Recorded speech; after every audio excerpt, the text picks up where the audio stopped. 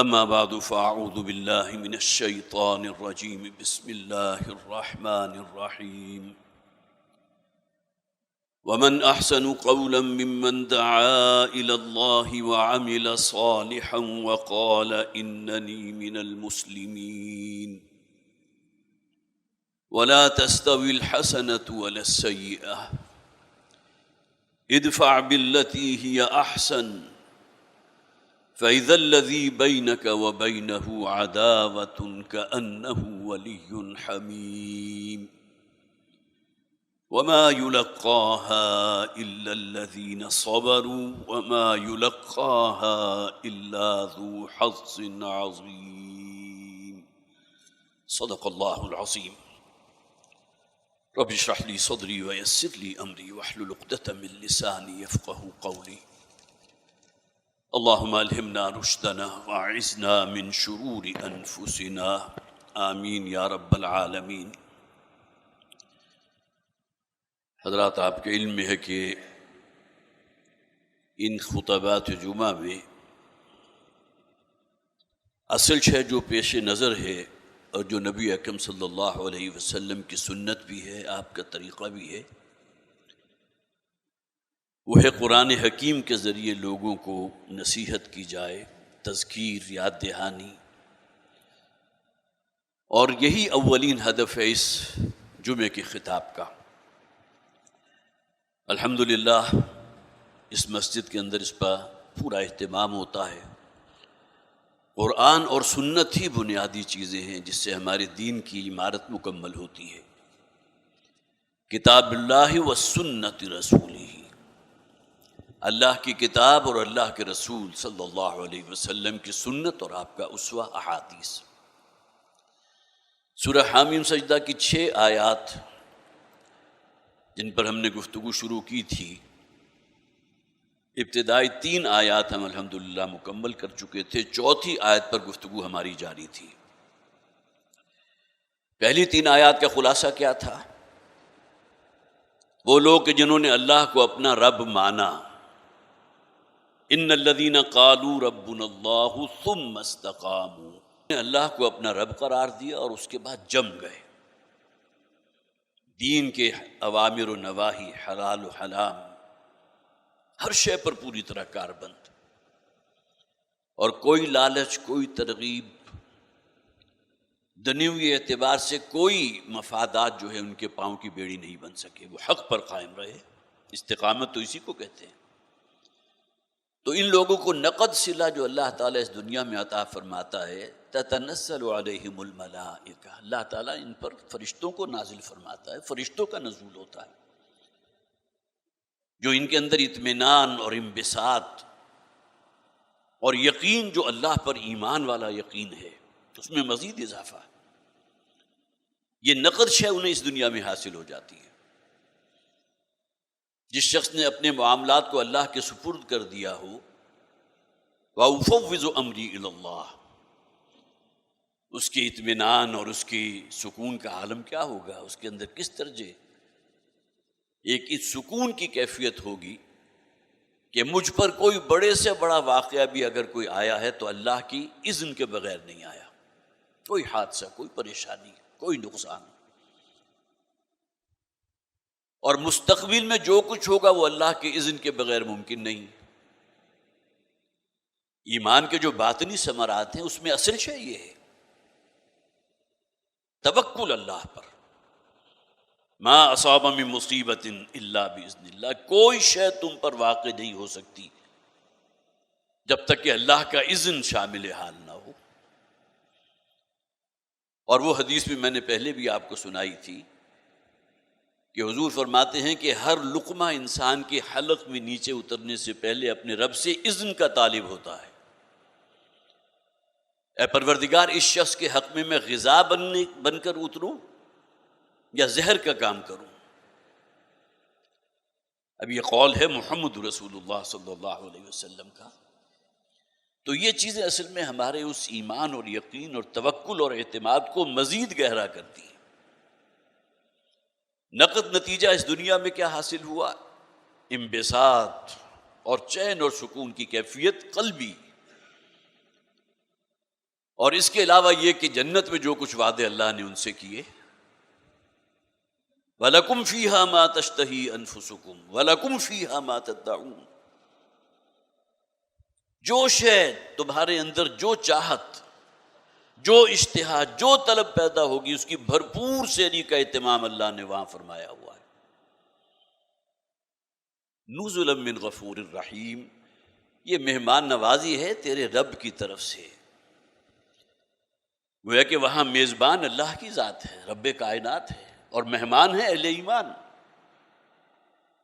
جنہوں نے اس دنیا کی مہلت عمر جو اللہ نے انہیں دی تھی اس میں اپنے آپ کو شریعت کا پابند رکھا ہے۔ شیطان ان کی نگاہوں کے سامنے ننگا ناچ ناچ رہا ہو، اور کسی شخص کو پرواہ تک نہ ہو کہ بے حیائی اور عریانی اور فحاشی میرے گھر میں در آئی ہے، اور وہ مشغول رہے اپنے ذکر و فکر کے اندر، اپنی نمازوں کے اندر، اسے کوئی احساس نہ ہو کہ میرے اپنے اعزاء و اقارب میں کتنے لوگ ایسے ہیں، قریب ترین، ممکن ہے کہ ان کے اپنے سگے بھائی، بہنیں، اولاد، جس کے بارے میں حضور نے وہ تمثیل بیان فرمائی تھی نا کہ میری اور تمہاری مثال ایسے ہے، گویا کہ آگ کا بہت بڑا الاؤ روشن ہے، اور تم اندھوں اور بہروں کی طرح اس کی جانب جو ہے وہ دوڑتے چلے جا رہے ہو، اور میں تمہارے پکڑے کپڑے جو ہے اسے پکڑ پکڑ کر بچانے کی کوشش کر رہا ہوں۔ یا ایھا الذین آمنوا قوا انفسکم واہلیکم نارا، کتنے ہیں کہ جنہیں فکر ہے اپنی اولاد کی، اپنے ڈیپینڈنٹس کی۔ ہمارا فوکس تو دنیا کی زندگی پر ہے نا، اس لیے کہ یہ نقد ہے، آخرت ہے ادھار کا سودا۔ وہ جو محاورہ بھی ہمارے ہاں استعمال ہوتا ہے، نو نقد نہ تیرا ادھار۔ نقد کی طرف انسان جو ہے فوراً لپکتا ہے، اس دنیا میں جو بھی لذات ہیں، جو بھی چٹخارے ہیں، وہ فوری طور پر آپ اس سے منفعت حاصل کرتے ہیں نا۔ آخرت کا معاملہ کیا ہے؟ نیکی کر دریا میں ڈال، آپ نے نیک عمل کیا ہے، اجر صرف اللہ سے طلب کیجئے۔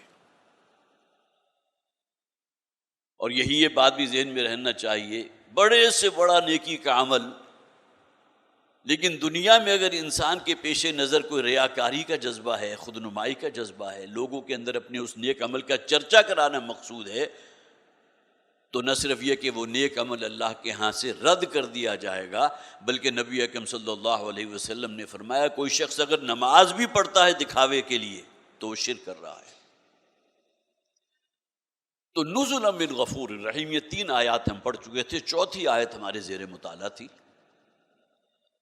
وَمَنْ أَحْسَنُ قَوْلًا مِّمَّنْ دَعَا إِلَى اللَّهِ وَعَمِلَ صَالِحًا، اس شخص سے بڑھ کر بہتر بات کس کی ہو سکتی ہے جو اللہ کی طرف دعوت دینے والا ہو۔ اب دیکھیں نبی اکرم صلی اللہ علیہ وسلم کی سیرت کا جب آپ مطالعہ کرتے ہیں تو 13 سال جو حضور کے مکہ میں گزرے، کوئی لمحہ ایسا نہیں گزرا، ظاہر ہے کہ رات کے سونے کے اوقات کو آپ اس میں سے نکال دیجئے، کوئی لمحہ ایسا نہیں گزرا کہ یہ جو سنت ہے حضور کی متواتر چلی آ رہی ہے، لوگوں تک اللہ کے پیغام کو پہنچانا، پرسنلی ہر شخص سے مل کر ملاقات کی، ہر گھر کا جا کر دروازہ کھٹکھٹایا۔ مکہ کی وادی کے اندر تو ایک دفعہ تہلکہ مچ گیا تھا نا، جس سے مولانا حالی رحمۃ اللہ علیہ نے کیا کہا، اگرچہ ان کے بار اشعار ایسے ہیں کہ بے ساختہ رحمۃ اللہ علیہ کے الفاظ بھی ان کے لیے آتے ہیں، اگرچہ کوئی دینی شخصیت تو نہیں تھے، وہ بجلی کا کڑکا تھا یا صوت ہادی، عرب کی زمین جس نے ساری ہلا دی، اتر کر ہرا سے سوئے قوم آیا اور ایک نسخہ کیمیا ساتھ لایا۔ یہ کیمیا گری ہے، اس پر عمل تو کرو۔ یہ دنیا کی عارضی زندگی تو انسان گزار لیتا ہے، کسی دہاڑی دار مزدور کی بھی گزر جاتی ہے، کسی بلینئر ٹریلینئر کے جو ہے اس کی بھی گزر جاتی ہے، لیکن کہ فکر کرو تو آخرت کی کرو۔ اور اس اعتبار سے جو بالکل مرکزی آیت ہے، ان 7 آیات میں سے جو چوتھی آیت ہے وہ ضربہ سلام ہے۔ وَمَنْ أَحْسَنُ قَوْلًا مِّمَّنْ دَعَا إِلَى اللَّهِ وَعَمِلَ صَالِحًا، اس شخص سے بڑھ کر بہتر بات کسی کی نہیں ہو سکتی، وہ شخص کہ جو اللہ کی طرف بلانے والا ہو۔ بہت سے لوگ ایسے ہیں کہ جو زبان استعمال نہیں کرتے، لیکن ان کی پوری باڈی لینگویج، ان کا طرز رہن سہن، ان کی پرائرٹیز، دنیا میں بڑا کامیاب انسان ہے۔ کب وہ کامیابی اور روپیہ پیسہ اس نے کن ذرائع سے حاصل کیا، اس سے کوئی بحث نہیں، لیکن ایک ایسا شخص گویا کہ سراپا مجسم ہے، وہ بھی دعوت دے رہا ہے دوسرے لوگوں کو کس طرف؟ دنیا کی چمک دمک، یہاں کی رونق، یہاں کی زیبائش، یہاں کا مال و دولت۔ اور ایک شخص وہ ہے کہ جو اپنی نطق کو، اپنی قوت بیان کو استعمال کر رہا ہے اس قرآن کے پیغام کو لوگوں تک پہنچانے کے لیے۔ والد محترم رحمۃ اللہ علیہ کہا کرتے تھے کہ ایسی سنت کے جس کے بارے میں کسی کو کوئی اختلاف نہیں، متواتر سنت نبی اکرم صلی اللہ علیہ وسلم کی، وہ سنت دعوت ہے۔ اسی دعوت کے پھر اگلے مراحل تھے نا، کہ جب ہجرت ہو گئی تو نبی اکرم صلی اللہ علیہ وسلم تلوار ہاتھ میں لیے گھوڑے کی پیٹھ پر سوار بھی آپ کو نظر آ رہے ہیں۔ کس لیے؟ تاکہ اللہ کے دین کو، اس نظام عدل و قسط کو بالفعل قائم اور نافذ فرما سکیں۔ لِيُظْهِرَهُ عَلَى الدِّينِ كُلِّهِ۔ آغاز کہاں سے ہوا تھا؟ دعوت سے۔ وَمَنْ أَحْسَنُ قَوْلًا مِّمَّنْ دَعَا إِلَى اللَّهِ وَعَمِلَ صَالِحًا۔ دیکھیے ایک سوال پیدا ہوتا ہے، اور وہ ہونا بھی چاہیے، کہ خدمت خلق کا جو ہمارے ذہن میں ایک تصور ہے کہ جس میں کسی کی مالی مدد آپ نے کر دی، کسی بیمار کے لیے دوا دارو کا اہتمام کر دیا، آج کل جو ایک بہت بڑی آفت، اور یہ صرف آفت نہیں ہے، بہت بڑا عذاب ہے اللہ کی طرف سے، جس سے اس وقت پوری قوم گزر رہی ہے۔ جس طرح سیلاب کی تباہ کاریاں ہیں لاکھوں میں، بلکہ اب خیال یہ ہے کہ کروڑ سے زائد تعداد ایسے لوگوں کی ہے جو اس وقت بالکل بے گھر ہو چکے۔ آج سے 20-25 سال پہلے میڈیا نہیں تھا، لیکن آج تو آپ کو ایک ایک شے کی خبر ہے۔ ذرا ٹی وی آن کیجئے یا اپنے موبائل کو دیکھیے، کیسی کیسی ہولناک، اور انسان کے اوپر لرزہ طاری ہوتا ہے کہ بے بسی کا وہ عالم سوچ نہیں سکتا انسان۔ اور اسی پس منظر میں دیکھیے سیاست کا گندا اور نجس کھیل جو اس ملک میں کھیلا جا رہا ہے۔ قوم کس حالت سے گزر رہی ہے، کیسی کیسی تباہ کاریاں جو ہے سامنے آ رہی ہیں، سب کے سامنے آ رہی ہیں۔ لیکن معلوم ہوتا ہے کہ جسے آپ کہیے کہ گینڈے کی کھال جو ہے وہ بھی شاید کچھ نہ کچھ اس کے اندر حساسیت ہوتی ہوگی، لیکن اس طبقے کے اندر وہ حساسیت بھی موجود نہیں، مست ہیں اپنے کاموں کے اندر۔ آج کی پریس ریلیز بھی چونکہ اسی موضوع سے متعلق ہے، تو وہ میں جب پڑھوں گا تو یہ باتیں مزید سامنے آ جائیں گی۔ تو میں عرض کر رہا تھا، خدمت خلق کا وہ تصور جو ہر شخص کے سامنے ہے۔ اس وقت موقع ہے، آپ سے ہر شخص جو ہے وہ اپنے آپ کو مکلف سمجھتا ہے کہ خود تو ہم آرام سے ہیں، بجلی بھی ہے، ایئر کنڈیشنرز بھی ہیں، کھانے کو بھی وافر موجود ہے، بڑی آرام اور پرسکون نیند ہم لے رہے ہیں، لیکن ہمارے وہ ہم وطن، ہمارے وہ بھائی جو اس وقت سڑکوں پر پڑے، ان کے ساتھ کیا بیت رہی ہے؟ کئی کئی وقت کا فاقہ ہے۔ پانی بے بہا موجود، لیکن پینے کا پانی کہاں ہے؟ اب تو کوئی کنواں بھی نہیں کھودا جا سکتا نا اس سیلاب میں کہ آپ وہاں سے پینے کا کچھ صاف پانی حاصل کر لیں۔ یہ تو گویا کہ پیاز کے چھلکے کی طرح جب آپ اس کی تہیں دور کریں گے تو اگلی تہ سامنے موجود ہوگی، جہاں انسان ایک دم لرز جاتا ہے کہ کیا ہو رہا ہے۔ تو خدمت خلق کا یہ تصور اپنی جگہ بہت اہم، بہت اہم۔ جو ہیوز ہیں، جن کے پاس اللہ تعالیٰ نے جنہیں روپیہ پیسہ دیا ہے، ان کے لیے پوری مداد جو ہے سورہ بقرہ آیت نمبر 177 ہم یہاں پڑھ بھی چکے۔ وَآتَ الْمَالَ عَلَىٰ حُبِّهِ ذَوِي الْقُرْبَىٰ وَالْيَتَامَىٰ وَالْمَسَاكِينَ وَابْنَ السَّبِيلِ وَالسَّائِلِينَ وَفِي الرِّقَابِ۔ جو بھی ضرورت مند ہیں، جو بھی محتاج ہیں، جو بھی فقراء ہیں، ان کے لیے اپنا روپیہ پیسہ لگانا، اس کو خرچ کرنا۔ بلکہ واقعہ یہ ہے کہ اگر اس اعتبار سے میں عرض کروں تو ایمان کے بعد اہم ترین شے جس کا آیت البر کے اندر ذکر موجود ہے، ایتاء مال۔ یہ مال کی محبت کہیں دل میں اتنی گہری نہ اتر جائے کہ تمہارے پاس لاکھوں کروڑوں موجود ہوں لیکن بے کسوں کی مدد کرنے کے لیے تمہارا ہاتھ جو اپنی جیب کی طرف نہ جائے۔ صحیح حدیث موجود ہے، نبی اکرم صلی اللہ علیہ وسلم نے فرمایا من یحرم الرفق فقد حرم الخیر کلہ۔ جو شخص بھی دل کی نرمی اور دل کے گداز سے محروم کر دیا گیا وہ ہر نوع کے خیر سے محروم کر دیا گیا۔ اور آیت البر میں تو ایمان کی فوراً بعد ذکر ہی اس کا ہے، وَلَٰكِنَّ الْبِرَّ مَنْ آمَنَ بِاللَّهِ وَالْيَوْمِ الْآخِرِ وَالْمَلَائِكَةِ وَالْكِتَابِ وَالنَّبِيِّينَ وَآتَى الْمَالَ عَلَىٰ حُبِّهِ ذَوِي الْقُرْبَىٰ وَالْيَتَامَىٰ وَالْمَسَاكِينَ وَابْنَ السَّبِيلِ وَالسَّائِلِينَ وَفِي الرِّقَابِ۔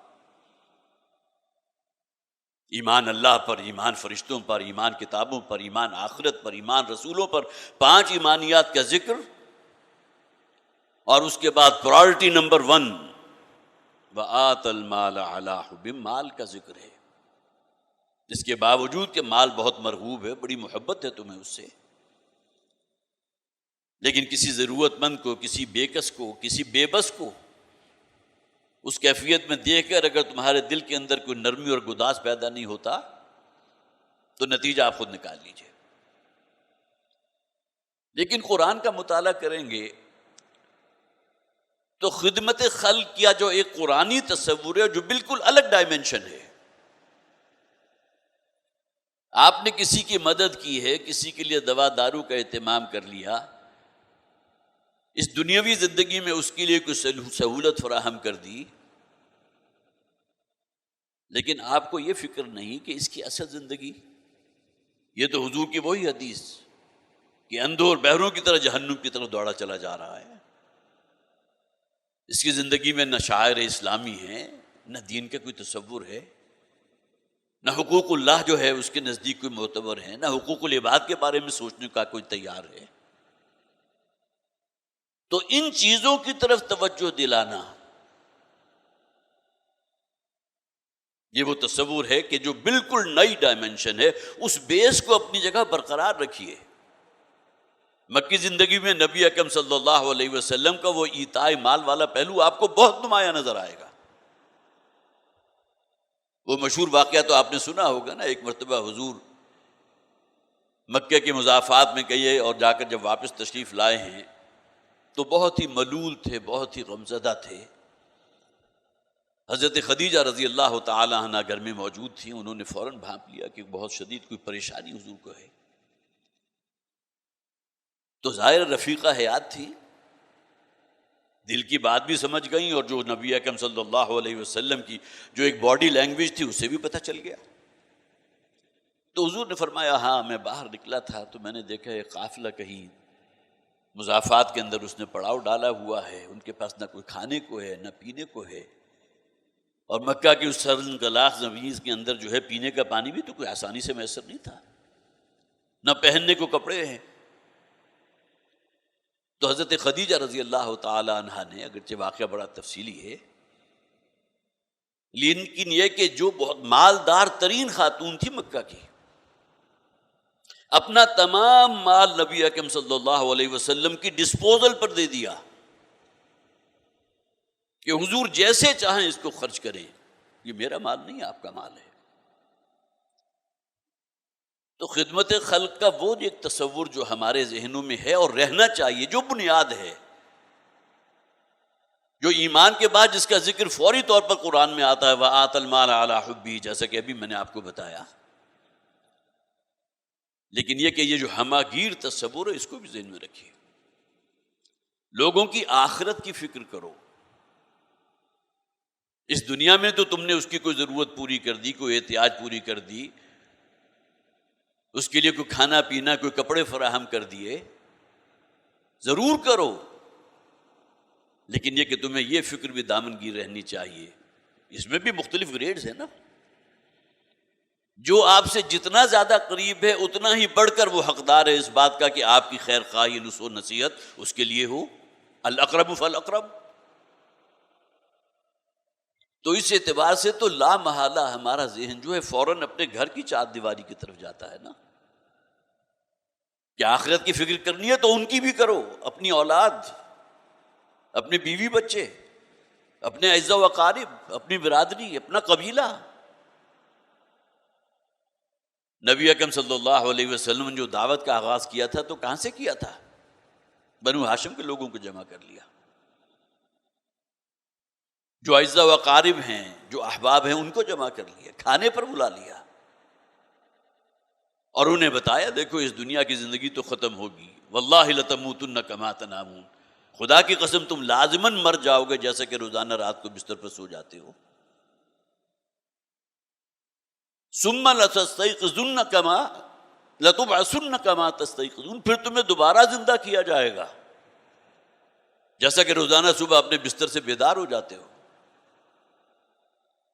ثم لتجزون بما تعملون، اور پھر تمہارے ایک ایک عمل کی جزا و سزا ہو کر رہے گی، شدنی ہے، لازم ہے۔ وَإِنَّهَا لَجَنَّةٌ أَبَدًا أَوْ لَنَارٌ، یہ میسج تھا حضور کا۔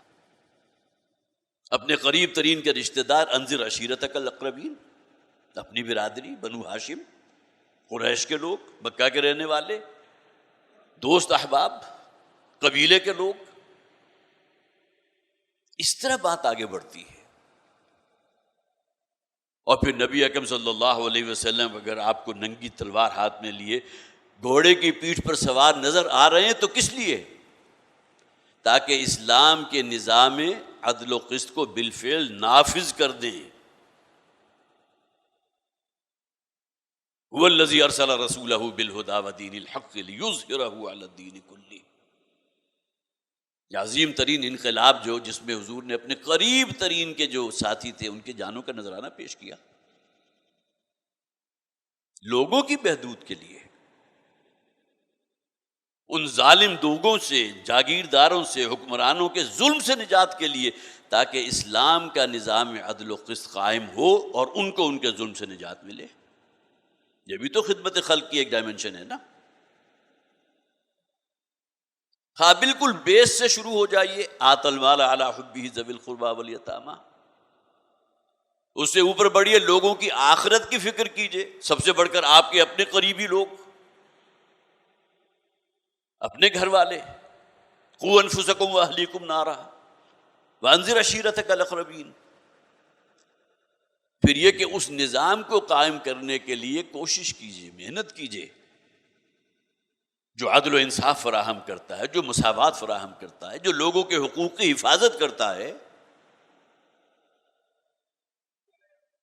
تو گویا کہ آپ ٹاپ پر دیکھ لیجئے اور بالکل باٹم پر چلے جائیے، دونوں میں آپ کو وہی خدمت خلق کا جذبہ نظر آئے گا، سٹارٹ وہیں سے ہوگا۔ وآت المال علی حبہ ذوی القربی والیتامی والمساکین وابن السبیل، وہ پوری جو ہے لسٹ موجود ہے آیت البر میں، آیت نمبر 177 سورہ بقرہ۔ پھر دیکھیے دوسری دلیل اس میں کیا ہے، قرآن میں تو یہ آ گیا اس شخص سے بڑھ کر بہتر بات کسی کی ہو ہی نہیں سکتی، وہ شخص کے جو اللہ کی طرف بلا رہا ہو۔ اللہ کی طرف بلانا، قرآن کی دعوت دینا، نبی اکرم صلی اللہ علیہ وسلم کے اسوے کو مشعل راہ سمجھتے ہوئے خود اس پر عمل پیرا ہونا اور لوگوں کو بلانا، یہ بھی تو دعوت ہے نا۔ متفق علیہ حدیث موجود ہے، حضور نے فرمایا تم میں بہترین لوگ وہ ہیں جو قرآن کا علم حاصل کرتے ہیں اور اس علم کو دوسرے لوگوں تک پہنچاتے ہیں۔ ممن دعا الی اللہ، لوگوں کو بلانا اللہ کی طرف، اس دین کے علم کو لوگوں تک پہنچانا، ایک دعوت ہے، ایک تبلیغ ہے۔ وقال اننی من المسلمین، اور اس نے جو بھی یہ مقام دعوت جو ہے جس کو اللہ تعالیٰ نے یہ فضل عطا فرمایا ہے، بڑا احسان ہے اللہ کا اس پر، اس کے اندر کوئی غرور اور گھمنڈ پیدا نہیں ہونا چاہیے کہ دوسرے لوگوں کو اپنے سے کمتر سمجھے، گھٹیا سمجھے، اپنے کو اعلیٰ اور برتر سمجھے۔ تواضع اور انکساری پیدا ہونی چاہیے۔ جس طرح شیخ سعدی مرحوم رحمۃ اللہ علیہ، بلکہ وہ بہرحال ان کے جو بھی مواعظ ہیں، جو بھی ان کی حکایات سعدی ہیں، بہت عظیم خزانے ہیں حکمت کے۔ انہی کی طرف منسوب ہے یہ بات بھی کہ درخت پر جب پھل آتا ہے تو اس کی شاخیں جھک جایا کرتی ہیں، تو تنی کھڑی نہیں ہوتی۔ تو انسان کی شخصیت پر بھی جب برگ و بار آتے ہیں اعمال صالحہ کے، خدمت خلق کے، دعوت اللہ، اس کے نتیجے میں اس کے اندر تواضع پیدا ہوتا ہے، انکساری پیدا ہوتی ہے۔ وقال اننی من المسلمین، میں کوئی بڑیا شے نہیں ہوں۔ اللہ کا بڑا احسان ہے کہ یہ بات مجھ پر واضح ہو گئی کہ دین کی بات کو لوگوں تک پہنچانا یہ بھی میری ذمہ داری ہے۔ اس کے نتیجے میں تواضع اور انکساری، اور ساتھ ہی دوسری شے کہ جس کا سد باب ہو جاتا ہے وہ کیا ہے؟ فرقہ بندی کا خاتمہ۔ اصل شے اسلام، مختلف مسالک ہیں، مذاہب ہیں، طریقے ہیں، فقہ حنفی ہے، فقہ شافعی ہے، فقہ حنبلی ہے، فقہ مالکی ہے،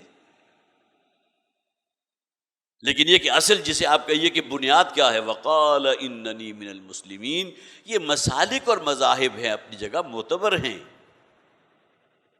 لیکن یہ کہ بہرحال میں مسلمانوں میں سے ہوں۔ اپنے آپ کو اسلام کے ساتھ جو ہے نتی کیجیے، کسی مسلک یا کسی مذہب یا کسی فرقے کے ساتھ نہیں۔ قرآن حکیم میں اور بھی بہت سے مقامات ہیں جہاں اس بات کو واضح کیا گیا۔ سورہ توبہ آیت نمبر 122 میں کیا کہا گیا؟ فلولا نفر من كل فرقة منهم طائفة ليتفقهوا في الدين ولينذروا قومهم اذا رجعوا، کیوں نہیں ایسا ہوتا کہ اے مسلمانوں تمہارے اندر ایک گروہ، ایک جماعت، کچھ لوگ موجود ہونے چاہیے جو دین کا علم حاصل کرے اور اس علم کو دوسرے لوگوں تک پہنچائیں، انذار کا فریضہ سر انجام دیں۔ نبی اکرم صلی اللہ علیہ وسلم نے حجۃ الوداع کے موقع پر فرمایا فَلْيُبَلِّغِ الشَّاهِدُ الْغَائِبَ، ہر وہ شخص جو جہاں موجود ہے، جس تک میری بات پہنچ چکی ہے، دین کا پیغام پہنچ چکا ہے، دین توحید واضح ہو چکا۔ اب تو حضور فاتح کی حیثیت سے مکے میں داخل ہو چکے ہیں نا، جزیرہ نما عرب کے اوپر جو ہے وہ اسلام کا جھنڈا لہرا رہا ہے۔ تو جو لوگ آج یہاں موجود ہیں ان کے ذمے ہے کہ اس پیغام کو پہنچائیں ان لوگوں تک جو یہاں موجود نہیں۔ یہ الگ بات ہے کہ غیر مسلموں تک، یا یہ کہ وہ کہ جو خواہ وہ یہودی ہیں خواہ عیسائی ہیں، ان تک اسلام کے پیغام کو پہنچانا تو بڑی دور کی بات ہے۔ اب سب سے بڑھ کر تو مستحق ہم خود مسلمان ہیں کہ دین ان تک پہنچایا جائے، ہم غافل ہیں۔ اپنے دیہاتوں میں جا کر دیکھ لیجئے کتنے لوگ ہوں گے جو شاعر اسلامی پر جو ہے وہ پابندی کر رہے ہوں۔ ہمارے تبلیغی بھائی تو عام طور پر یہ بھی کہا کرتے ہیں کہ جب وہ کہیں سندھ، بلوچستان، بہرحال وہ علاقہ اس وقت جس قدر اس آفت زدہ علاقہ ہے، جو اللہ تعالیٰ کی طرف سے بہت بڑی آزمائش، بہت بڑا امتحان، ہمیں خود بھی دیکھنا چاہیے ہم کھڑے کہاں ہوئے ہیں۔ سورہ روم کے آیت نمبر 41 ہے، اب میں اپنی گفتگو ختم کروں گا۔ ظہر الفساد فی البر والبحر بما کسبت ایدی الناس، یہ بحر و بر کے اندر جو عظیم فساد اور ہلاکتیں اور آفت جو نظر آ رہی ہے، یہ تمہارے اپنے کرتوت ہیں۔ وہ ملک کے جو ہم نے اسلام کے نام پر حاصل کیا تھا، کیا کھلواڑ کیا ہم نے اس کے ساتھ؟ بے حیائی اور یعنی فحاشی جس درجے بڑھ چکی ہے، اور سود کی مدافعت میں ہم خود جو ہیں، اگر ایک فیصلہ ہو بھی گیا تھا وفاقی شرعی عدالت کی طرف سے تو اس کے خلاف ہم کھڑے ہو گئے کہ یہ دھندا ہم چھوڑنے کو تیار نہیں ہیں۔ پچھلی مرتبہ امیر محترم شجاع الدین شیخ صاحب کی تقریر کا اصل موضوع یہی تھا۔ تو کیا اللہ کی کوئی رحمتیں ہم پر برسیں گی یا کوئی عذاب نازل ہوگا؟ سورہ انعام آیت نمبر 65 میں فرمایا گیا قُلْ هُوَ الْقَادِرُ عَلَىٰ أَن يَبْعَثَ عَلَيْكُمْ عَذَابًا مِّن فَوْقِكُمْ أَوْ مِن تَحْتِ أَرْجُلِكُمْ، اے نبی کہہ دیجئے کہ وہ اللہ قادر ہے اس پر کہ تم پر آسمان سے کوئی عذاب نازل فرما دے یا تمہارے پیروں سے زمین سے کوئی شے جو ہے عذاب کی شکل میں تمہارے لیے خارج فرما دے، تو قادر ہے اس پر۔ یہ طوفانی ریلے جو سیلاب کے آ رہے ہیں کہاں سے آ رہے ہیں؟ آسمان سے عذاب جو ہے وہ بارش جس کے لیے اب تو وہ اصطلاح جو ہے وہ کلاؤڈ بلسٹر کی آ گئی کہ گویا کہ کوئی بادل ہے، کوئی بہت بڑا ٹینک تھا پانی کا اور اس میں بہت بڑا شگاف پیدا ہو گیا، تو پانی جس طرح برستا ہے وہ کیفیت ہے بارش کی، عذاب نہیں ہے۔ تو اللہ کی رحمت کی اگر ہم اس کی دستگیری کے کوئی امیدوار ہیں تو ہمیں اپنے آپ کو دیکھنا چاہیے ہم کہاں کھڑے ہیں، انڈیویجولی بھی اور اجتماعی طور پر بھی۔ وہ ملک جو ہم نے اسلام کے نام پر حاصل کیا تھا، کتنا کچھ اسلام یہاں قائم ہے، کتنا کچھ نفاذ ہے اسلامی شریعت کا۔ تو بہرحال یہ جو مرکزی آیت تھی اسی حوالے سے آج میں نے چند باتیں آپ کے ساتھ شیئر کی ہیں۔ اللہ تعالیٰ مجھے بھی اور آپ حضرات کو بھی توفیق عطا فرمائے کہ ہم اپنا جائزہ لیں۔ اس وقت جو بھی آفت زدہ علاقے ہیں اس کے لیے میں خاص طور پر آپ سے بھی اپیل کروں گا، جن جن کو اللہ نے دیا ہے، جو حفظ میں شامل ہیں، انہیں اپنے ہاتھ کھولنے چاہیے اور ان لوگوں تک جو ہے جس طرح ممکن ہے ان تک جو ہے ان کی مدد کا معاملہ کرنا چاہیے۔ ورنہ جو ہمارا اس وقت عام طور پر طرز عمل یہ ہے، جو سیاست کا گندا کھیل جو چل رہا ہے، کوئی گویا کہ معلوم ہوتا ہے کہ کوئی احساسات کے اوپر جوں تک نہیں رینگتی کہ اس وقت جو ہے قوم کی کتنی بڑی اکثریت جو ہے وہ کتنا بڑا علاقہ آفت زدہ قرار دیا جا چکا۔ اللہ تعالی ہمارا انجام بخیر فرمائے، اور خاص طور پر وہ لوگ کہ جو اس آفت میں سے گزر رہے ہیں، اللہ تعالیٰ ان کے لیے آسانیاں فرمائے۔